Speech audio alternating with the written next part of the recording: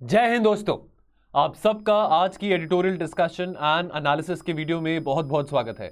आज है 23 अगस्त और दोस्तों आज हम तीन इंपॉर्टेंट इश्यूज को डिस्कस करेंगे।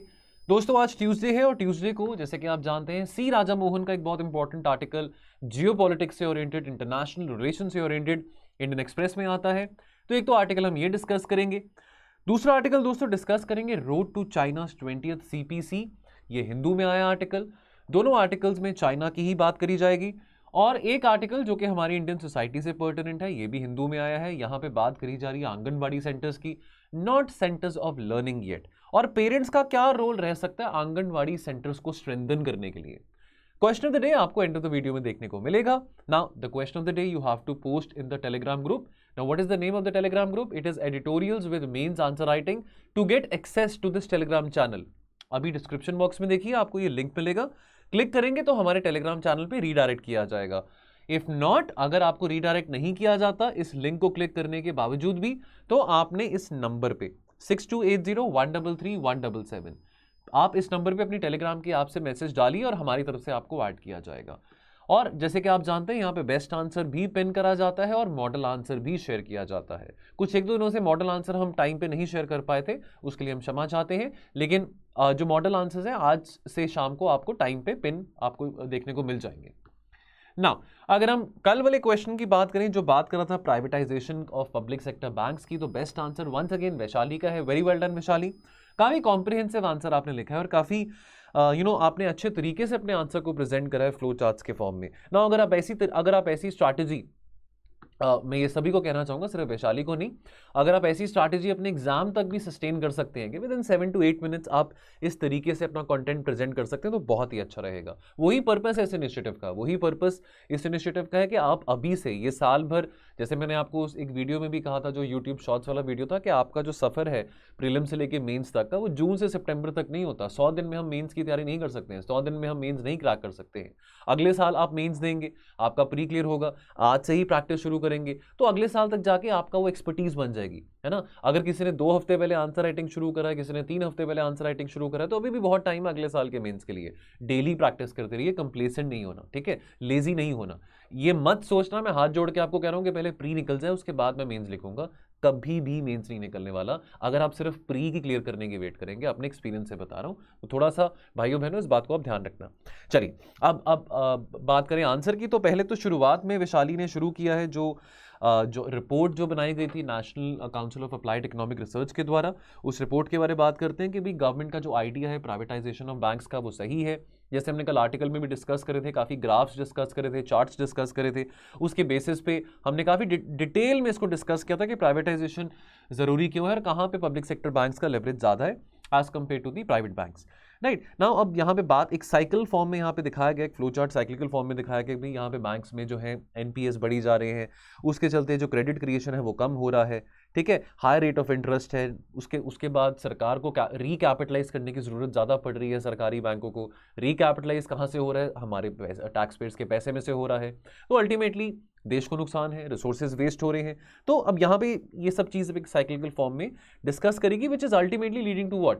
अल्टीमेटली जो हमारे रिसोर्सेज वेस्ट हो रहे हैं, टैक्स पेयर्स मनी वेस्ट हो रहा है, ultimately that is leading to slow down of the economy. Now how can privatisation help to resolve these issues? ठीक है, तो इसको रिजॉल्व करने की यहाँ पे बात करी गई है। देन अगेन यहाँ पे इन्होंने एक साइक्लिकल फॉर्म में डिस्कस करा है कि सेलिंग अगर हम पब्लिक सेक्टर बैंक्स की करते हैं टू प्राइवेट हैंड्स, उसके चलते डेफिनेटली एफिशिएंसी और जो कॉर्पोरेट गवर्नेंस है वो बढ़ेगा। और क्योंकि हमको पता है कि प्राइवेट बैंक्स का जो सोल मोटिव है वो प्रॉफिट होता है, तो इस करके अगर प्रॉफिट अगर आपने कमाना है तो आपने आपको एफिशिएंसी को तो बढ़ाना पड़ेगा, राइट। एंड देन अगेन यहाँ पे उसके बाद ये सब पॉइंट्स मेंशन करने के बाद वो ये भी मेंशन कर रहे हैं कि but there is also a flip side of this picture, यानी कि यहाँ पे ये बात करी जा रही है कि कंसर्न्स क्या अगर हम प्राइवेट सेक्टर बैंक्स को प्राइवेटाइज करते हैं, because let us not forget जहाँ पे रूरल ब्रांचेस में पेनिट्रेशन की बात आती है, बैंक पेनिट्रेशन की बात आती है, या अगर प्रायोरिटी सेक्टर लेंडिंग की जहाँ पे बात आती है, तो वहाँ पे हमने कल भी डिस्कस किया था जो पब्लिक सेक्टर बैंक्स हैं they score more than the private banks, right.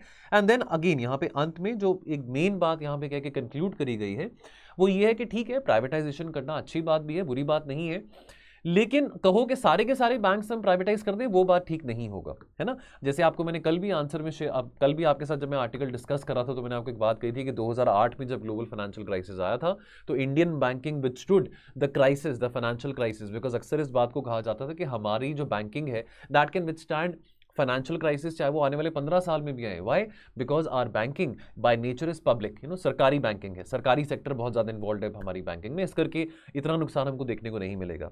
तो अंत में इनका कंक्लूजन भी काफ़ी अच्छा है, इस पूरे आंसर को डिटेल्ड फॉर्म में आप पढ़ सकते हैं, इसको पिन कर दिया जाएगा। बाकी आज की चर्चा शुरू करते हैं। A tale of Putin and Xi Jinping, written by C Raja Mohan. Now इस आर्टिकल की शुरुआत सी राजा मोहन इस तरीके से करते हैं, वो बताते हैं कि एक चाइनीज स्कॉलर है जिनका नाम है लियू जोंगी। वो कह रहे हैं कि इंडिया इस वक्त बहुत मजे में होगा, इंडिया इस वक्त बहुत इंजॉय कर रहा होगा। क्यों इंजॉय कर रहा होगा? यानी कि वो ये कहते हैं कि भाई इंडिया की तो इस वक्त बहुत मौज है कि इंडिया चाहे तो किसी पहाड़ी के ऊपर बैठ के, किसी चोटी के ऊपर बैठ के वो देख सकता है कि जो दो बाघ हैं, जो दो टाइगर्स हैं वो लड़ रहे हैं। वो दो टाइगर्स कौन से हैं? एक अमेरिका है और एक चाइना है। कहाँ लड़ रहे हैं? ईस्ट एशिया में और वेस्टर्न पैसिफिक में। ईस्ट एशिया में in context of what ever is happening, what ever is unfolding in Taiwan, and western Pacific की बात करें तो वेस्टर्न पैसिफिक यानी कि हमारा इंडो पैसिफिक रीजन जो है। तो ये बात इस बात का जो वर्णन है वो एक कॉलम में करा गया था ऑफ द ग्लोबल टाइम्स, और ये एक चाइनीज स्कॉलर है, उन्होंने इस बात का मेंशन किया था वहां पे कि इंडिया इस वक्त बहुत एक स्ट्रेटेजिकली इस बात का लेवरेज उठा सकता है, इंडिया को बहुत एडवांटेज है अगर अमेरिका और चाइना के बीच में झगड़ा होता है ना। उसी तरह से ये भी बात आगे बोलते हैं कि भाई झगड़ा सिर्फ अमेरिका चाइना का नहीं, लेकिन झगड़ा जो अमेरिका और रशिया के बीच में चल रहा है, as far as the ongoing Russia Ukraine war is concern, because आज 6 महीने कंप्लीट हो चुके रशिया यूक्रेन के वॉर को।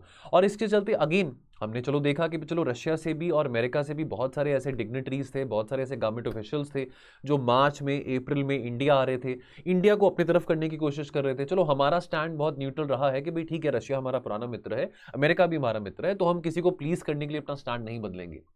लेकिन अगेन ये जो स्कॉलर हैं, चाइनीज स्कॉलर हैं, ये कहना चाह रहे हैं कि इंडिया बहुत अभी फायदे में है, इंडिया को लेवरेज है। क्या वाकई में इंडिया लेवरेज उठा रहा है इस बात का कि अमेरिका या चाइना के बीच में झगड़ा है, या अमेरिका या रशिया के बीच में झगड़ा है, या कल को जाकर रशिया चाइना के बीच में झगड़ा हो? क्या इंडिया को इस बात का फायदा है? ठीक है, लेकिन हम तो ये देखते हैं कि हमारी फॉरेन पॉलिसी में आइडियलिज्म बहुत रहा है। याद करिए नेहरू जी को, हिंदी चीनी भाई भाई, है ना। क्या हुआ भाई? कोई बात नहीं, तिब्बत को छोड़ो, अरुणाचल को छोड़ो, कोई बात नहीं, हम भाई भाई हैं, है ना, कुछ नहीं होगा हमारे बीच में, सब सही रहेगा। क्या हुआ? 1962 में लड़ाई हुई, हम हार गए। इनफैक्ट अब 21st सेंचुरी को कहा जाता है कि एशियन सेंचुरी होनी चाहिए, तो हम तो इतने भोले हैं, हम इतने आइडियलिस्टिक हैं कि हम कहते हैं कि भाई अकेली इंडिया की सेंचुरी क्यों हो 21st सेंचुरी, इसमें साथ के साथ जो एक पार्टनरशिप रहेगी वो चाइना की भी रहेगी कि इकट्ठे इंडिया और चाइना भाई भाई बन के एशियन सेंचुरी बनाएंगे। हम तो इतने आइडियलिस्टिक हैं, हम तो बल्कि चाहते हैं, हमारा तो स्टैंड यही रहा कि यही कारण है कि हम एंटी चाइना नहीं दिखना चाहते थे बिफोर 2020, असर्टिवली एंटी चाइना नहीं दिखना चाहते थे, बिकॉज हम चाइना के साथ बहुत ट्रेड करते हैं। और साउथ साउथ कोऑपरेशन, ब्रिक्स की बात आ जाती है, शंघाई कोऑपरेशन ऑर्गेनाइजेशन की बात आती है कि भी हम डेवलपिंग वर्ल्ड हैं, हमने अगर 21st सेंचुरी को एशियन सेंचुरी बनाना है। बट द पॉइंट इज हम तो एशियन सेंचुरी की बात कर रहे हैं, लेकिन चाइना तो चाइनीज सेंचुरी की बात कर रहा है ना। तो चाइना तो इतना आइडियलिस्टिक नहीं है इंडिया को लेकर जितने हम आइडियलिज्म दिखाते हैं। ठीक है, तो इस तरह का हाइपर रियलिज्म देखना इंडियन फॉरेन पॉलिसी में थोड़ा डाउटफुल बात आ जाती है ना। अगर हम इसकी ओरिजिन की बात करें, अगर इसकी हिस्ट्री की बात करें आइडियलिज्म की, तो चलो हिंदी चीनी भाई भाई जो नेहरू जी ने स्लोगन दिया था, in fact we were amongst the first जिसने ये बात बोली ग्लोबली कि भाई चाइना को परमानेंट सीट मिलनी चाहिए यूएनएससी पे। लेकिन आज जब हम चाहते हैं कि हमको परमानेंट सीट मिले यूएनएससी पे, तो चाइना तो हमारी बात नहीं सुन रहा, चाइना तो बल्कि हमको सपोर्ट ही नहीं कर रहा, है ना। और भी बहुत सारे ऐसे इंपॉर्टेंट फोरम्स हैं जहां पे चाइना हमको एंट्री नहीं देना चाहता, अगर हम न्यूक्लियर सप्लायर ग्रुप की बात करें। ठीक है, लेकिन हमने तो सपोर्ट किया। In fact for a long time we pursued a China first strategy. हम तो ये इस बात में आज भी बिलीव करते हैं कि भी नेबरहुड फर्स्ट, तो नेबरहुड में पाकिस्तान हो, चाइना हो, श्रीलंका हो, मालदीव्स हो, हम सबका साथ चाहते हैं। अगर ये नहीं हम कह सकते कि इंडिया अकेला यहाँ पे 15-20% इकोनॉमिक ग्रोथ करे और बाकी सब बिल्कुल फेल्ड स्टेट्स हो, हम नहीं चाहते। लेकिन अगेन हमने कोशिशें करी हैं, we have always extended the hand of friendship with China, but we haven't really got back that in reciprocal from China. Reality different है। वापस चलते हैं इन भाई साहब की बात पे। जो भाई साहब ने, जो चाइनीज स्कॉलर हैं, इन्होंने कहा था कि भी इंडिया को बहुत फायदा है कि दो यहाँ पे टाइगर लड़ रहे हैं, तो चाहे वो यूएस और चाइना लड़ रहे हो, चाहे वो यूएस और रशिया लड़ रहे हो। क्या रियलिटी में बात सही है? नहीं, बिल्कुल नहीं सही है। आप जितना मर्जी कह लीजिए कि पैंडेमिक आ गया, चाइना से हम ट्रेड नहीं करेंगे, जितना मर्जी कह लो कि रशिया यूक्रेन की लड़ाई है, ग्लोबलाइजेशन खत्म हो चुका है, नहीं खत्म हुआ। क्लाइमेट चेंज, पैंडेमिक्स, ये तो बल्कि ये बात को और ज़्यादा स्पष्ट करते हैं और जस्टिफाई करते हैं कि ग्लोबलाइजेशन तो बिल्कुल रियलिटी है, globalisation is here to exist. हम एक कम्प्लेक्स इंटरडिपेंडेंस की बात करते हैं और बहुत डीपली इंटीग्रेटेड वर्ल्ड है। इस बात का हम एग्जाम्पल 2008 से देखते आ रहे हैं। ठीक है, तो अगर आज अमेरिका छींक मार रहा है तो उसको तो बाकी देशों को भी इन्फेक्शन होगी अमेरिका की छींक मारने से। ठीक है, तो ये जो इम्पैक्ट है, बिकॉज हम ग्लोबली बहुत सारे कनेक्टेड हैं, तो ये इम्पैक्ट अगर हमारे लिए अच्छी बात नहीं है। कहने का मतलब ये है कि रशिया और अमेरिका लड़ रहे हो या अमेरिका और चाइना लड़ रहे हो तो ग्लोबल इकोनॉमी के लिए अच्छी बात नहीं है। अब देख लीजिए, अब जो 6 महीने से जो वॉर चल रहा है यूक्रेन में, उसके चलते देखिए अब हम ऑयल की बात करते हैं कि भाई अंतर्राष्ट्रीय जो दाम है ऑयल के बहुत बढ़ गए हैं। पीछे देखिए कितना क्राइसिस वीट में भी देखने को मिल रहा था। बहुत सारे गरीब देश हैं, वेस्ट एशियन कंट्रीज़ की अगर हम बात करें, नॉर्थ अफ्रीकन कंट्रीज़ की बात करें, उनकी वहाँ पे जो फूड सप्लाई थी वो डिस्टर्ब हो गई थी, बिकॉज प्राइमरली यूक्रेन से और रशिया से जो वीट या राइस जो एक्सपोर्ट होता है through the Black Sea ports, वो नहीं जा पा रहा था। तो कैसे कह सकते हैं कि भाई इंडिया को फायदा होगा? नहीं कह सकते हैं। इंडिया को, किसी भी देश को फायदा नहीं है अगर लड़ाई बहुत लंबे अरसे के लिए चल रही है ना। ना what if the China Taiwan conflict अगर एस्केलेट करता है, बिकॉज नैन्सी पेलोसी के विजिट के बाद चाइना बहुत यहाँ पे एग्रेशन दिखा रहा है ना। चाइना के जो फाइटर प्लेन्स हैं, वॉरशिप्स हैं, वो ताइवान स्ट्रेट में, ताइवान सी में काफ़ी मोबिलाइज करने की बात हो रही है ना। अगर आने वाले समय में ताइवान और चाइना के बीच में कुछ ऐसा होता है जैसे रशिया यूक्रेन के बीच में है, तो वो ज़्यादा हमारे लिए हार्मफुल है, एशिया के लिए बहुत ज़्यादा कॉन्सिक्वेंशियल है। यानी कि जो यूरोप में लड़ाई हो रही है उससे भी ज़्यादा कॉन्सिक्वेंशियल ये बात होगी। बिकॉज वाई, देखिए ताइवान में मैं बार बार कहता रहता हूँ, चिप मैन्युफैक्चरिंग की जब बात आती है, ताइवान में 60% से ज़्यादा जो प्रोडक्शन है सेमीकंडक्टर की करी जाती है। और ये जो चिप्स हैं ये कहाँ कहाँ पे काम आते हैं? तो अगर हमने गाड़ियाँ बनानी है, फ़ोन्स बनाने हैं, टीवीज़ बनाने हैं, तो बहुत ज़्यादा ठेस इकॉनमी को पड़ सकती है। तो हम नहीं चाहेंगे कि यूएस या चाइना के बीच में झगड़ा हो या ताइवान या चाइना के बीच में झगड़ा हो। That would not be good for our long term economic interest and security interest as well. Now again coming back to the views of this gentleman Liu Zongyi. अब ये कहते हैं कि चाइना का जो प्री ऑक्यूपेशन है East China Sea में ना, ईस्ट चाइना सी में जैसे क्वेश्चन भी इस बार प्रीलिम्स में 2022 में आया था, सेनकेकु दाइयू आइलैंड्स के बीच में जो झगड़ा है between your China and Japan, या अगर चाइना की जो ऑक्यूपेशन है साउथ चाइना सी में या ताइवान स्ट्रेट्स में। अब इसके चलते चाइना की जो अटेंशन है वो टुवर्ड्स इंडियन ओशन कम हो जाएगा। कैसे कम हो जाएगा? हम स्ट्रिंग ऑफ पर्ल्स की भी बात यहाँ पे करते हैं ना। स्ट्रिंग ऑफ पर्ल्स पहली बार ये टर्म 2005 में हमने कॉइन किया था कि कैसे चाइना की कोशिश है, चाइना कैसे चाहता है कि इंडिया को इंडियन ओशन में ही घेरे, इनसर्कल करे। तो बल्कि चाइना तो बहुत एक्टिवली इन्वेस्ट कर रहा है ना इंडियन ओशन रीजन में। हैम्बनतोता पोर्ट है, आपका ग्वादर पोर्ट है, चिटागोंग पोर्ट है।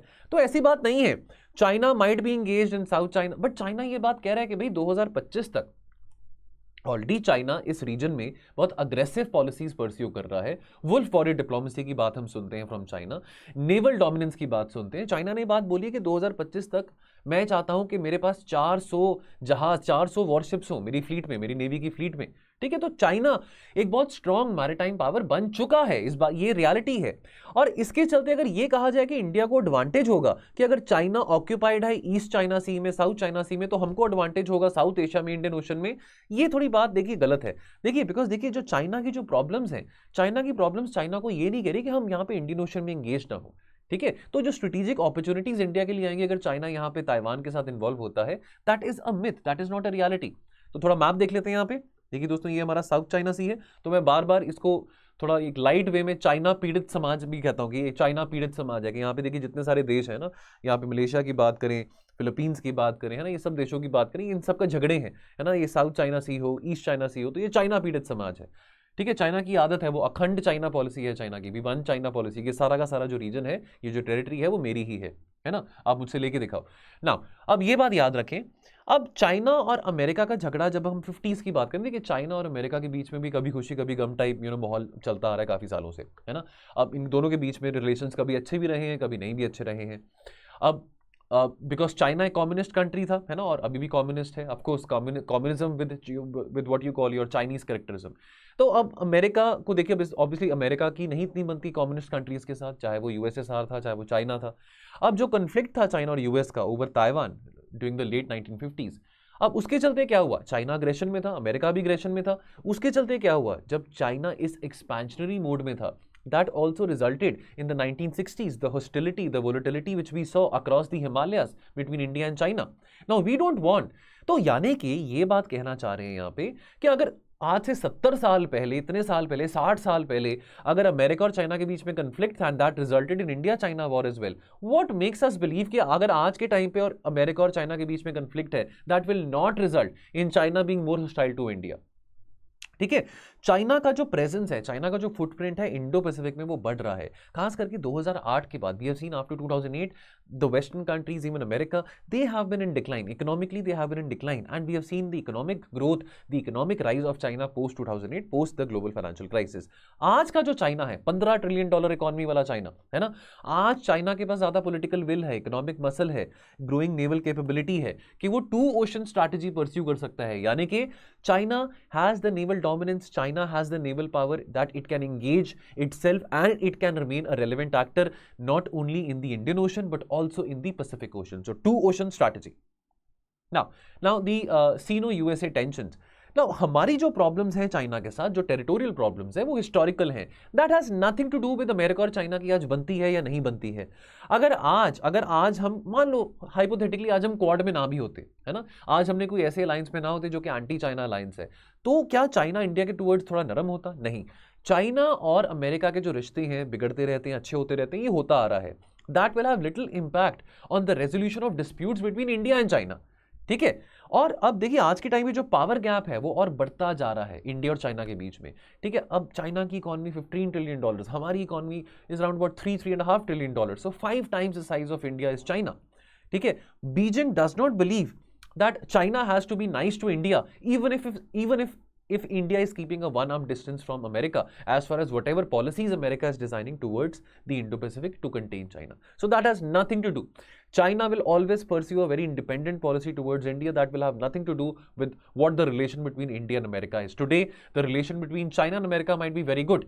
Even then, China will have an independent view towards India. ना अलायंस विदाउट लिमिट्स की जहाँ पे बात आती है, तो जैसे हम व्लादिमीर पुतिन की बात करें, जी जिनपिंग की बात करें, ठीक है, अब वो कहते हैं कि भाई जो वेस्ट है ना, जो बाइडेन के आने के बाद बहुत वीक हो चुका है, कि भाई अमेरिका ने रिट्रीट कर लिया अफगानिस्तान से, मिडिल ईस्ट से, अब अमेरिका वो स्ट्रॉन्ग अमेरिका नहीं रहा, अब अमेरिका वो अंकल सैम नहीं रहा, 96 वाला, 95 वाला, 90s वाला वो अमेरिका नहीं रहा। ठीक है, और रशिया और चाइना दोनों टेक्निकली तो रिविजनिस्ट पावर है ना, स्टेटस को चेंज करना चाहते हैं। ठीक है, वैसे तो बायपोलर कॉन्टेस्ट आज के टाइम पे अमेरिका और चाइना के बीच में है, बट रशिया भी चाह रहा है वो प्राइड, वो ग्लोरी, वो ग्रेट रशियन ग्लोरी को रिवाइव करना। नहीं हो पाएगा, 6 महीने हो चुके हैं, अब जो मर्जी कहें, अब रशिया यूक्रेन से तो बहुत ज्यादा स्ट्रांग था मिलिटरीली, लेकिन फिर भी 6 महीने हो चुके ना लड़ाई को, कोई नतीजा क्यों नहीं निकल रहा? तो क्या कहीं ना कहीं दोनों जी जिनपिंग और व्लादिमीर पुतिन अपनी क्षमता को, अपनी पावर को ओवर एस्टिमेट तो नहीं कर रहे थे, और साथ के साथ अगर वो कर रहे थे तो साथ के साथ वो वेस्ट की पावर को अंडर एस्टिमेट तो नहीं कर रहे थे? ठीक है ना, इतना आसान नहीं है, आप नहीं कह सकते, आप अमेरिका को बिल्कुल डिस्कार्ड नहीं कर सकते ग्लोबल पॉलिटिक्स में से ना। अमेरिका में चाहे जो बाइडेन हो, चाहे डोनाल्ड ट्रंप हो, चाहे कल को कोई मर्जी आए, यू कैन नॉट से कि America is weak, it's not completely weak, America still a very important relevant actor in global politics. ठीक है, so it is very difficult to discard them, and it will not be very wise to underestimate the west, whether it's European Union, despite the fact that they don't have their own collective security architecture, despite the fact that they are dependent upon America, upon NATO, it will not be wise to discard them or underestimate them. Now what has changed? Countries like Finland, countries like Sweden, they want to become a part of NATO, seeing the Russia-Ukraine war, okay, seeing the Russian aggression. In fact, after this war, what has happened in Germany?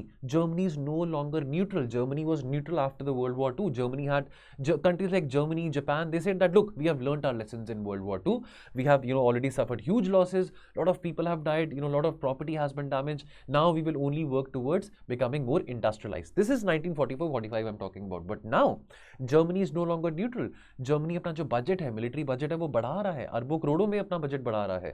Japan की बात करें, Japan बहुत लंबे अरसे से world war 2 के बाद चुप था, शांत था, लेकिन countries like south Korea, Japan, your Vietnam, Taiwan, now they come under your US security umbrella. your USA nuclear security umbrella. And now even these countries are worried that, what if tomorrow China invades them, seeing the Russia-Ukraine war. So things have changed, things have changed. So it is, getting more, competitive, it is getting more tougher. So to say that, India will enjoy a sweet spot or India will leverage कि भी एक पहाड़ी पे बैठ के वो देख रहा है कि भी दो लोग लड़ रहे हैं, तो that would be not wise to say that, because definitely अगर लड़ाई हो रही है, वायलेंस हो रहा है, तो इंडिया को भी उससे नुकसान है, because global economy is integrated more than ever in 2022, and in the time to come, this global economy will be more than integrated in the future as well. Now, the next article is the road to China's 20th Party Congress. Now, leaders like Vladimir Putin, leaders like Xi Jinping, they want to be portrayed as, the alpha leaders. जैसे किसी ज़माने में कहा जाता था कि भी Hitler is Germany, Germany is Hitler, 70s में फिर ये कहा जाता था कि Indira is India, India is Indira. अब 2012 से जब से उन्होंने कमांड संभाली है कम्युनिस्ट पार्टी या कांग्रेस की अगर हम बात करें, तो जैसे जो जनरल सेक्रेटरी थे, अब चलो चाइना के प्रेसिडेंट जी जिनपिंग हैं, पिछले 10 सालों से प्रेसिडेंट हैं, ठीक है, पार्टी के भी सुप्रीम है, पार्टी के भी हेड हैं, चाइना के भी हेड हैं, तो ये भी अपने आप को एक अल्फा लीडर समझते हैं। तो आज के टाइम पे ये भी कहा जा सकता है कि Xi Jinping is China, China is Xi Jinping, ठीक है। अभी क्या है, 20th Chinese communist party congress is scheduled to take place later this year, ठीक है। अब this is a reflection of president Xi Jinping's tight control over both the party and the state apparatus, ठीक है। ऐसा लगता है कि obviously 2012 में इनको पहली टर्म मिली थी, अब 2022 में डेफिनेटली इनको थर्ड टर्म मिलेगी। और ये बात को भी देखिए, बहुत बार हम कह चुके हैं कि चाइना का जो प्रेसिडेंट है जी जिनपिंग तब तक रहेंगे जब तक वो जीवित है ना। माओ जेडोंग के बाद अगर किसी महान व्यक्ति का नाम आता है चाइनीज पॉलिटिक्स में, तो वो कौन है? वो आपके जी जिनपिंग है। नाउ चाइना का जो वर्ल्ड व्यू है, रिमेंबर हमेशा कहा जाता है कि जो चाइनीज सोशलिज्म है या जो चाइनीज कम्युनिज्म है, that has its own characteristics, Chinese characteristics. अब ये कह सकते हैं कि जी जिनपिंग का जो विजन है दुनिया का, वो चाइना का विजन बन चुका है। तो instead of saying Chinese characteristics, it would be wise to say with Xi Jinping's characteristics, ठीक है। अब जी जिनपिंग का अंडर चाइना, अगर हम चाइना की लीडरशिप की बात करें, जी जिनपिंग की बात करें, उनका ये कहना है कि यूएन तो देखो डिसफंक्शनल हो चुका है। तो ये बात तो देखिए 2013 से कितने एम्बिशियस प्रोजेक्ट साइन करे गए हैं, Belt and Road Initiative, Maritime Silk Road, BRICS की बात हो रही है, ठीक है, आपके न्यू डेवलपमेंट बैंक की बात हो रही है, एशियन इंफ्रास्ट्रक्चर इन्वेस्टमेंट बैंक की बात हो रही है। तो जी जिनपिंग पिछले 10 सालों से कह रहे हैं, देखिए चाहे वो वर्ल्ड आपका बैंक है, चाहे आपका वो IMF है, चाहे वो WTO है, चाहे वो UN है, ये सब जो अमेरिकन लेड बॉडीज हैं, ये सब डिसफंक्शनल हो चुकी हैं, ठीक है। और ये बात देखिए कहना गलत भी नहीं होगा कि चाइना आज के टाइम पे बहुत एक इंपॉर्टेंट इकोनॉमिक लेवरेज एंजॉय करता है, जो शायद चाइना के पास आज से 20-25 साल पहले नहीं था, ठीक है ना।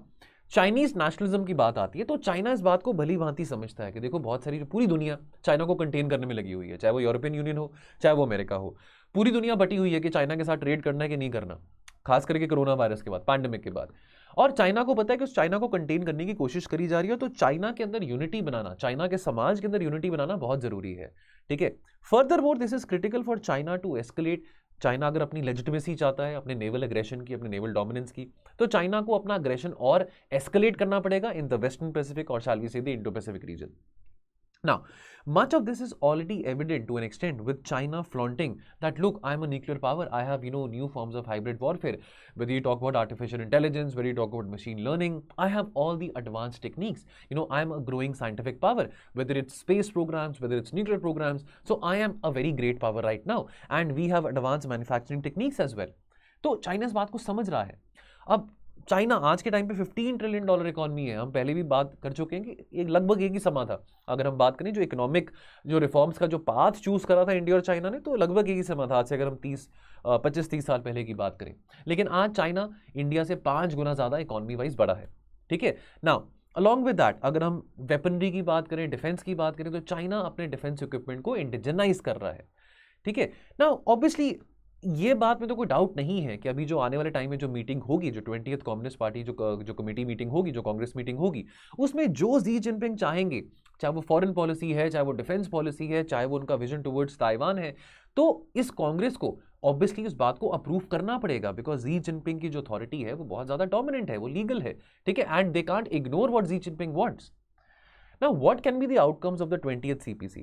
Now, simultaneously, the party Congress can be expected to give Mr. Xi Jinping a free hand, a running hand, कि भाई आपकी अथॉरिटी है, जो भी आप चाहेंगे वो होगा, ठीक है। हम स्वीकार करते हैं कि भी जो US लेड वर्ल्ड ऑर्डर है उसको हमने चैलेंज करना है, जो भी US लेड मैन्यूवर्स हैं इंडो पैसिफिक में, चाहे वो क्वाड है, चाहे वो ऑकस है, हमने उसको चैलेंज करना है।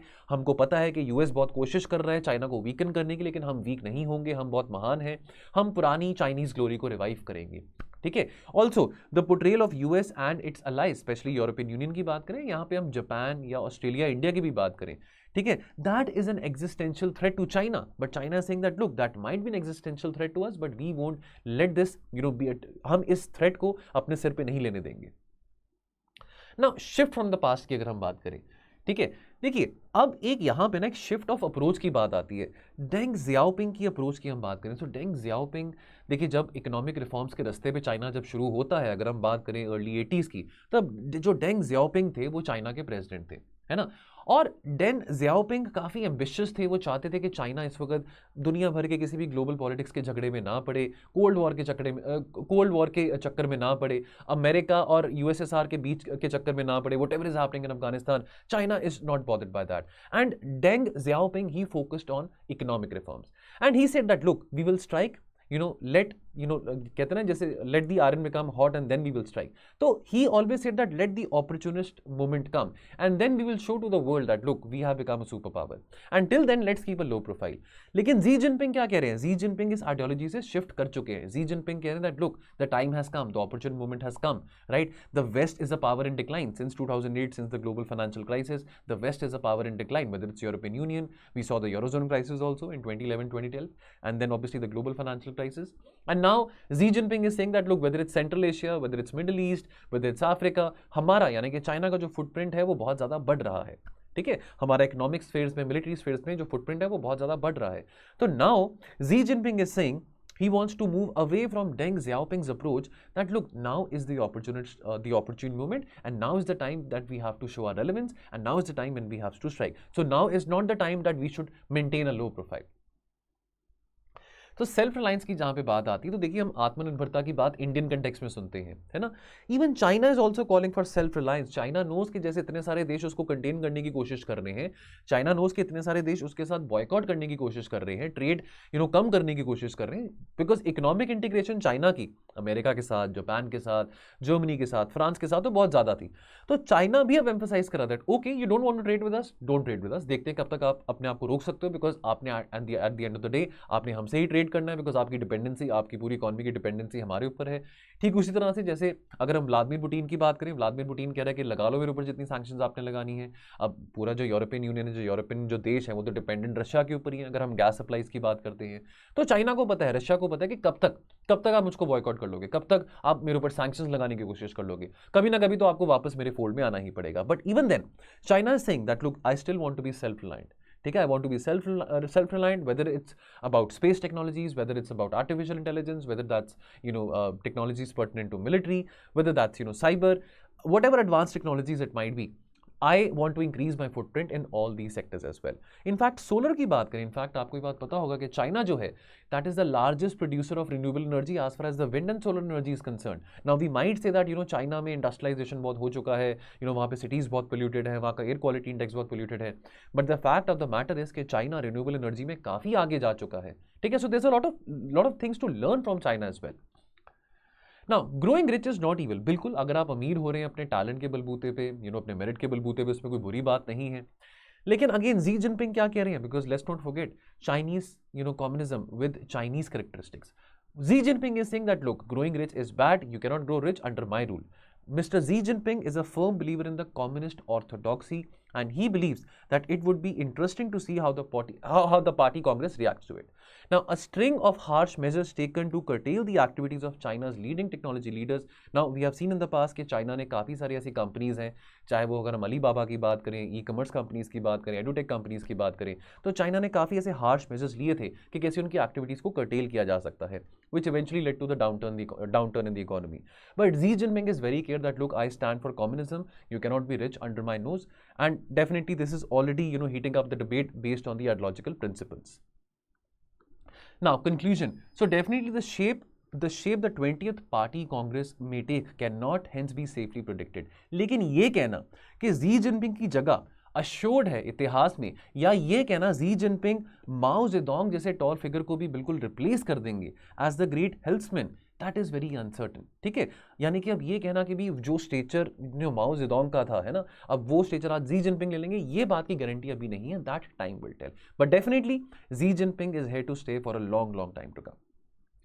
नाउ लास्ट आर्टिकल दोस्तों आज का है, not centres of learning yet. यहाँ पे आंगनबाड़ी सेंटर्स की हम बात करेंगे। क्या प्रॉब्लम आ रही है, देखिए अब 75 ईयर्स हमारे कंप्लीट हुए इंडिपेंडेंस के, तो यहाँ पे अब देखिए आंगनवाड़ी सेंटर्स की जब बात आती है तो early childhood care and education की यहाँ पे बात आती है। लेकिन हमारे आंगनवाड़ी सेंटर्स जो हैं इतने डेवलप नहीं हो पाए हैं, खास करके कि बच्चों को वो इतनी अच्छी एजुकेशन प्रोवाइड कर सकें। पेरेंट्स का भरोसा आंगनवाड़ी सेंटर्स पर ज़्यादा नहीं है। पेरेंट्स भी प्रेफर करते हैं कि अपने बच्चों को वो प्राइवेट स्कूल्स में भेजें। इवन अगर हम प्ले वे की बात करें, हालांकि आंगनवाड़ी सेंटर्स जो हैं वो किन बच्चों को केटर करते हैं, जिन बच्चों की उम्र 3 से 6 साल के बीच में होती है। ठीक है ना। अगर हम बात करें आंगनवाड़ी सिस्टम की, this is a part of the ICDS यानी कि integrated child development scheme. This is serving over around about 3 crore children in the age group of 3 to 6 and there are 1.3 यानी कि around about more than 13 lakh centres, anganwadi centres across the country. तो at this time आज अगर हमको 75 years complete हो गए हमारे independence को, so we should have been seeing a very strong anganwadi centre, we should have been seeing a very strong culture of the anganwadi centres, but nevertheless ये नहीं हो पाया है। अगर ICDS स्कीम की बात करें, ये सपोर्ट करता है जो भी बच्चों के रिलेटेड स्कीम्स होती हैं, खास करके उनकी हेल्थ से रिलेटेड, उनकी न्यूट्रिशन से रिलेटेड, उनकी पढ़ाई से रिलेटेड सारी स्कीम्स को सपोर्ट करता है ICDS। अगर आंगनवाड़ी सेंटर्स को आने वाले समय में स्ट्रेंथन कर किया जा सकता है, देखिए बार बार हम बात करते हैं, मोदी जी ने भी इंडिपेंडेंस डे के एड्रेस में ये बात कही थी कि आज जो एवरेज जो एज है भारतीय युवा की वो 27-28 वर्ष की है। आने वाले 25 साल में जो आज 27-28 वर्ष का जो युवा है वो 52-53 ईयर्स का हो जाएगा। तो डेमोग्राफिक डिविडेंड वो हमारे पास आज है, हम उसको मिस नहीं कर सकते, उसको लेवरेज करना बहुत जरूरी है। तो वो डेमोग्राफिक डिविडेंड सिर्फ आप 10वीं 12वीं के बाद तो नहीं लेवरेज करेंगे ना, बचपन से ही करेंगे, इसी उम्र से करेंगे। ठीक है, तो जो डेमोग्राफिक डिविडेंड है, जहां पे अर्ली चाइल्डहुड एजुकेशन की बात आती है, उसको हार्नेस करना बहुत जरूरी है अगर हम अब इस युवा शक्ति को हार्नेस करना चाहते हैं, इस पोटेंशियल को टैप करना चाहते हैं। इसमें पेरेंट्स का भी बहुत बड़ा रोल रहेगा। पेरेंट्स, उनको भरोसा नहीं है आंगनवाड़ी सेंटर्स में। ठीक है, पेरेंट्स को लगता है कि आंगनवाड़ी सेंटर्स में सिर्फ खेल कूद की बात हो रही है, वहां पे बच्चों को बस खेलने कूदने के लिए इंकरेज कर रहे हैं, वहां पे पढ़ाई की कोई बात नहीं हो रही है। ठीक है, पेरेंट्स का जो परसेप्शन है आंगनवाड़ीज का, that is shaped by how the system use them. ठीक है, अब ये ICDS की रिपोर्ट ये बताती है कि पेरेंट्स वो ज्यादा खुश नहीं है। Parents are routinely addressed as beneficiaries and passive recipients of ration, immunisation camps and neatly education. लेकिन अब देखिए पेरेंट्स की अपनी एस्पिरेशन है, खास करके अगर हम बात करें जो ज़्यादा, अगर हम लोअर मिडिल क्लास फैमिलीज़ की बात करें, अब उनकी पेरेंट्स की अपनी एस्पिरेशन है कि चलो जो चीज़ वो लाइफ में अचीव नहीं कर पाए, मे बी उनको बचपन में अच्छी एजुकेशन, अच्छी तालीम नहीं हासिल की कर पाए थे वो, मे बी उनको इतनी अच्छी इंग्लिश बोलनी नहीं आती, उनकी जो मैथमेटिकल स्किल्स है वो इतनी अच्छी नहीं है, तो डेफिनेटली हर एक पेरेंट चाहता है कि उनके बच्चों में ये स्किल्स हो, है ना। अब पेरेंट्स को लगता है, और ये बात बिल्कुल सही है, चाहे आप किसी बड़े शहर में रह रहे हैं, चाहे आप किसी गांव में रह रहे हैं, पढ़ाई जो है, एजुकेशन जो है, that is the path way to social mobility, है ना। और बच्चों को अपॉर्चुनिटीज तभी आगे जाके मिल सकती हैं अगर वो पढ़े लिखे होंगे, उनकी कॉग्निटिव एबिलिटी होंगी, उनके पास लिंग्विस्टिक और न्यूमेरिकल स्किल्स होंगी, तभी जाके आगे जाके उनको जॉब मिल सकती है, चाहे वो प्राइवेट सेक्टर में हो, चाहे वो पब्लिक सेक्टर में हो। तो पेरेंट्स को बहुत भरोसा होता है कि भाई बच्चे जो हैं ये चीज़ अचीव करेंगे। तो इस करके आंगनवाड़ी सेंटर्स, अब देखिए 3 साल से उम्र से लेकर 6 साल की जो उम्र है, यही तो वो उम्र होती है ना जब बच्चों की कॉग्निटिव एबिलिटी बनती है ना। अब यहीं से तो नींव बनती है बच्चों की। अब हाउएवर जो एजुकेशन इकोसिस्टम है, इंक्लूडिंग अगर हम early childhood care and education की बात करें, that is not willing to accept the parents language. अब जो आंगनवाड़ी सेंटर्स हैं उनको लगता है कि उनको ज्यादा पता है कि बच्चों को क्या चाहिए क्या नहीं चाहिए, पेरेंट्स को इतना नहीं पता। ठीक है, now those in the ECCE space, they know that, they often claim that look we know what is good for the children, parents don't know anything. ठीक है, 80% of the parents they consistently are telling the ICDS authorities कि उनके जो बच्चे का जो best pathway है for social mobility वो किसके जरिए है। अगर उनको एजुकेशन मिल सकती है by learning English, because English is a global language.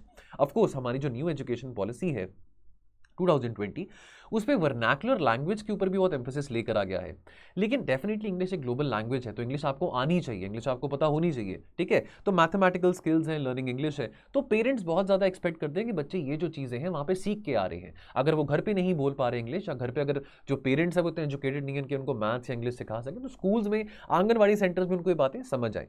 In fact 6 साल के बाद बच्चा स्कूल जाता है, क्लास 1 में जाता है, उससे पहले जो उसकी कॉग्निटिव डेवलपमेंट अगर एक अच्छे तरीके से आंगनवाड़ी सेंटर्स में हो सकती है, तो इस बात से तो पेरेंट्स भी बहुत खुश होंगे। यही बात तो हमारी न्यू एजुकेशन पॉलिसी भी कहती है। But why is the anganwadi system disappointing? ठीक है, with the best of intentions इनके बुरे नहीं है, even then they are not able to fulfil parents demands. पहली बात तो दोस्तों ये आती है, हमने पहले भी डिस्कस करी है कि आंगनवाड़ी सेंटर्स में ना ट्रेन्ड वर्कफोर्स की शॉर्टेज है। ठीक है, जो यहाँ पे स्टाफ है वो ट्रेन नहीं है। ठीक है, और देखिए यहाँ पे सेंसिटिविटी की भी बात आती है, यहाँ पे इमोशनल इंटेलिजेंस की बात आती है कि जो वहाँ पे स्टाफ है ना, क्या वो इमोशनली अवेयर है बच्चों की नीड्स के साथ या पेरेंट्स की नीड के साथ। ठीक है। अब यहाँ पे पेरेंट्स क्या कहते हैं, पेरेंट्स कहते हैं कि यहाँ पे तो बच्चों को सिर्फ खेल कूद कराया जाता है, यहाँ पे सिर्फ प्ले बेस्ड एक्टिविटीज होती हैं। ठीक है। अब आंगनवाड़ी सेंटर्स का ये कहना है कि देखो जो आज के टाइम पे जो स्किल्ड एजुकेटर्स हैं उनका ये मानना है कि छोटे बच्चों को 3 4 5 साल की उम्र के जो बच्चे हैं उनको आप प्ले बेस्ड तरीके से, इंटरैक्टिव तरीके से चीजें सिखाइए, चाहे वो अरिथमेटिक एबिलिटीज है, चाहे वो आपका एबीसीडी है। ठीक है। लेकिन पेरेंट्स इस बात को नहीं समझ पा रहे हैं, इसके चलते जो गैप है between the understanding of parents and the anganwadi centres वो बढ़ता जा रहा है। नाउ अटेंडेंस की बात करें तो there is low attendance in the anganwadi, that is a big tragedy. अगर बच्चे देखिए दिन में 2 या 3 घंटे इस आंगनबाड़ी सेंटर्स में जा सकते हैं तो that will help them to develop this cognitive ability. ठीक है। और इस उम्र में जितनी जल्दी वो चीजें पकड़ सकते हैं, पिकअप कर सकते हैं, चाहे वो अर्ली न्यूमरेसी स्किल्स हो, चाहे वो लिंग्विस्टिक स्किल्स हो, चाहे वो सोशल इमोशनल बॉन्ड्स हो, फ्रेंड्स कैसे बनाते हैं, सोशली कैसे स्मार्ट होते हैं, सोशल स्किल्स की बात आती है, तो जितनी जल्दी वो चीजें अभी पिकअप कर पाएंगे उतना ही इनको ये चीजें बाद में जाके काम आएंगी, है ना। अब एक 10 15 साल के बच्चे को तो आप नहीं कह सकते ना कि आपने फ्रेंड्स कैसे बनाने हैं, या आपको 2+2 क्या होता है बताइए उसका, या ABCD क्या होता है बताइए। यही वो उम्र होती है जब आप वो चीजें पिकअप कर सकते हो। ठीक है। फिजिकल एनवायरमेंट से आप चीजें रिलेट कर सकते हो। ठीक है। तो ये चीजें बहुत जरूरी हैं। तो अगर बच्चे नहीं जा रहे आंगनवाड़ी सेंटर्स में तो ये बच्चों का बहुत नुकसान है ना। पेरेंट्स के माइंडसेट में शिफ्ट आया कि भी हमको बच्चों को आंगनवाड़ी क्लासरूम्स में नहीं भेजना, हम प्राइवेट स्कूल्स में भेजने को तैयार हैं, बेशक वहां पे फीस चाहे आंगनवाड़ी सेंटर से भी कहीं गुना ज्यादा हो। ठीक है। अब ये जो 3 4 या 5 साल के जो बच्चे हैं, 6 साल से कम की उम्र के जो बच्चे हैं, ये क्या कर रहे हैं, ये जा रहे हैं प्राइवेट स्कूल्स में, जा रहे हैं महंगे स्कूल्स में जा रहे हैं, वहां पे प्ले बेस्ड एक्टिविटीज नहीं हो रही है, वहां पे एक इंटरेक्टिव तरीके से नहीं सिखाया जा रहा। ठीक है। वहां पे वही रट्टाफिकेशन हो रहा है, रोट लर्निंग वहां पे कराई जा रही है, मेमोराइजेशन ऑफ लेटर्स कराया जा रहा है कि A to Z को कैसे याद रखना है, 2+2 कैसे याद रखना है। ठीक है। और देखिए बहुत सारे बच्चे जो हैं वो आंगनवाड़ी सेंटर्स में नहीं जाके वो ये प्राइवेट स्कूल्स में जा रहे हैं। और अगर 2 घंटे अगर ये आंगनवाड़ी स्कूल्स में क्लासेस अटेंड कर लेते हैं, और वहां पे देखिए आंगनवाड़ी सेंटर्स में वहां पे इनएक्सपेंसिव टॉयज अवेलेबल हैं, ठीक है, लोकली मेड चीजें वहां पे अवेलेबल हैं, अगर उन चीजों के द्वारा वो चीजें सीख सकते हैं तो बहुत अच्छी बात रहेगी। लेकिन अगेन यहाँ पे कम्युनिकेशन गैप है between the parents and the authorities of these anganwadi centres. अब इंपॉर्टेंस ऑफ लैंग्वेज की बात आती है, तो ये देखिए अब यहाँ पे अगर पेरेंट्स की एक्सपेक्टेशन है कि बच्चे इंग्लिश सीखें, ठीक है, इंग्लिश स्किल्स उनकी राइटिंग एबिलिटी हो, चाहे लर्निंग एबिलिटी हो, रीडिंग एबिलिटी हो, वो स्ट्रांग हो, तो ये बात को एड्रेस करना बहुत जरूरी है। तो आंगनवाड़ी सेंटर अथॉरिटीज का ये कहना कि भी हमको अच्छी तरह हमको ज्यादा पता है कि बच्चों को क्या करना है क्या नहीं करना आपको नहीं पता, तो वो बात कहनी सही नहीं है। ठीक है। तो इस तरह से बच्चों को एक्सपोज करना चाहिए इंग्लिश लैंग्वेज के साथ at a very early age. ठीक है। एक अप्रोप्रिएट एनवायरनमेंट के तरीके से विच इज नॉन इंटिमिडेटिंग, यानी कि बच्चों को डांटना नहीं है, बच्चों को आपने डंडा नहीं मारना कि आपको A to Z नहीं आता, आपने ABCD गलत बोल दिया, ऐसे बोल दिया, ताकि वो आराम से इजीली चीजें पिकअप कर सकें, सीख सकें और घर में भी ये लैंग्वेज वहां पे स्पीक कर सकें। Now what is the way forward? तो यहाँ पे बात करेगी जो आंगनवाड़ी सेंटर्स हैं they can follow a regular daily schedule. यहाँ पे बात करेगी कि जो जिस तरह का शेड्यूल ये फॉलो करेंगे बच्चों के लिए, उसमें पेरेंट्स को भी लूप में रखें, पेरेंट्स को भी इन्वॉल्व करें। ठीक है। ताकि जो बच्चों की कॉग्निटिव लिटरेसी या न्यूमेरिकल जो एबिलिटीज डेवलप हो रही है उसे पेरेंट्स भी उनकी प्रोग्रेस को, बच्चों की प्रोग्रेस को ट्रैक कर सकें। रेगुलर पेरेंट टीचर मीटिंग्स हो। अगर आंगनवाड़ी सेंटर्स को लगता है कि हमको प्ले बेस्ड तरीके से या इंटरेक्टिव तरीके से हमने बच्चों के अंदर स्किल्स डेवलप करनी है, तो ये सारा का सारा जो काम है वो पेरेंट्स के सामने भी कर सकते हैं। कभी किसी वीकेंड पे पेरेंट्स को बुला सकते हैं कि ये हमारा तरीका है जिससे हम चाहते हैं कि हमारे जो बच्चे हैं वो एक मजेदार तरीके से चीजें लर्न करें। कि स्कूल्स में बहुत रट्टाफिकेशन कराया जाता है, बड़ी बड़ी बातें सिखाई जाती है, हम एक डिफरेंट तरीके से बच्चों को समझाना चाह रहे हैं, तो पेरेंट्स को ट्रस्ट आएगा। पेरेंट्स अगर वो बात देखेंगे ट्रस्ट आएगा, कम्युनिकेशन गैप नहीं होगा, कम्युनिकेशन गैप वाइड नहीं होगा, तो पेरेंट्स डेफिनेटली आंगनवाड़ी सेंटर्स में बच्चों को डालेंगे और उसके चलते जो आंगनवाड़ी सेंटर्स हैं वो और स्ट्रेंथन होंगे हमारी कंट्री में। ठीक है। यहां पे अंत में एक बात करी गई है, जैसे हम जन भागीदारी की बात करते हैं ना, डेमोक्रेसी को स्ट्रेंथन करने के लिए हम बात करते हैं कि जन भागीदारी हो, पार्टिसिपेटरी डेमोक्रेसी हो। उसी तरह से अगर हमने early childhood care education system को अगर स्ट्रेंथन करना है, और इस बात के ऊपर बहुत एम्फेसिस हमारी न्यू एजुकेशन पॉलिसी में भी करा गया है, तो बहुत जरूरी है कि हम पेरेंट्स की पार्टिसिपेशन को भी बहुत ज्यादा यहाँ पे एक्टिवली इन्वॉल्व रखें। तो इसके चलते जो आंगनबाड़ी सेंटर्स हैं वो स्ट्रेंथन होंगे, और आने वाले 25 सालों में जब हमारे 100 ईयर्स कंप्लीट होते हैं तो ये सेंटर सक्सेसफुल साबित होंगे, खास करके बच्चों के लिए और आने वाली पीढ़ी के लिए, कि वो बहुत अच्छे नागरिक बन सकते हैं और उनकी जो एम्प्लॉयबिलिटी स्किल्स हैं वो भी बढ़ सकती हैं। चलिए सो दोस्तों, ये आज के 3 आर्टिकल्स है। बाकी क्वेश्चन ऑफ द डे क्या है? Delhi has to disentangle itself smartly to manage the current turbulence in the triangular relationship between Washington, Moscow and Beijing. इस बात को आपने इलैबोरेट करना है, लेकिन 150 वर्ड्स में आपने इसको इलैबोरेट करना है। ठीक है। सो दोस्तों, ये आज के हमारे 3 आर्टिकल्स थे। बाकी दोस्तों, जाने से पहले जैसे हमारी एडवर्टीजमेंट रहती है तो उसके बारे में आपको इन्फॉर्मेशन दे देता हूँ। तो दोस्तों अगर आपको लगता है कि भी आपसे 3, 4, 5, 6 न्यूज़पेपर्स नहीं पढ़े जाते, आपको महीने के एंड में कन्फ्यूजन रहता है कि मैं कौन सी मैगजीन फॉलो करूँ अपने करंट अफेयर्स के लिए, आप इस बात को लेकर बहुत चिंतित रहते हैं अपने करंट अफेयर्स की प्रिपरेशन को, तो आप चाहें तो हमारा स्लीपी क्लासेस का कॉम्प्रिहेंसिव करंट अफेयर्स कोर्स को ज्वाइन कर सकते हैं, जहाँ पे आपको डेली वीडियो लेक्चर्स प्रोवाइडेड रहते हैं Monday to Saturday, different different subjects के, geography, history, polity, economy, environment, IR, science and ethics, etcetera etcetera. और इसमें हर एक टॉपिक में आपके साथ जो इश्यूज डिस्कस करे जाते हैं वो प्रीलिम्स और मेंस ओरिएंटेड डिस्कस किए जाते हैं, जहां पे आपके साथ रेलेवेंट अगर उस टॉपिक से ओरिएंटेड कोई PYQ भी यूपीएससी में है तो भी वो डिस्कस करा जाएगा। और दोस्तों एक और एडवर्टाइजमेंट है हमारी यूपीएससी के 2023 की प्रीलिम्स टेस्ट सीरीज की। वैसे देखिए प्रीलिम्स को टाइम पड़ा है, लेकिन अच्छा टाइम है टेस्ट सीरीज का। देखिए जितना हम प्रैक्टिस करेंगे, जितना हम एमसीक्यूज को प्रैक्टिस करेंगे, उतना जो हमारा फियर है, क्योंकि फियर ना सबसे ज़्यादा बच्चों को प्रीलिम्स में रहता है कि भी प्रीलिम्स में मेरे कुछ नंबर रह जाएंगे, मैं कट ऑफ से रह जाऊंगा। बच्चे सारा टाइम पूरा साल इसी बात को स्ट्रैटेजाइज करने में रह जाते हैं कि what will be the safe cut off, 90 number होगी, 120 नंबर होगी, 100 नंबर होगी, वो हमको नहीं पता। बहरहाल हम प्रैक्टिस कर सकते हैं। अगर आपको लगता है कि आप प्रैक्टिस करना चाहते हैं, भले आपकी भी तैयारी पूरी कंप्लीट नहीं हुई है, लेकिन प्रैक्टिस करते करते आप अपनी तैयारी को और स्ट्रीमलाइन कर सकते हैं, तो दोस्तों आप हमारे प्रीलिम्स की टेस्ट सीरीज को भी ज्वाइन कर सकते हैं। दोनों कोर्सेज के बारे में इंफॉर्मेशन लेने के लिए आप हमारे इस दिए गए नंबर पर कॉल कर सकते हैं 1800-890-3043 और आपको पूरी असिस्टेंस दी जाएगी। ठीक है दोस्तों, आज के लिए इतना ही, मिलेंगे कल और चर्चा के साथ। आप अपना ख्याल रखिए और पढ़ते रहिए और आंसर भी लिखते रहिए टेलीग्राम ग्रुप में। थैंक यू सो मच, जय हिंद।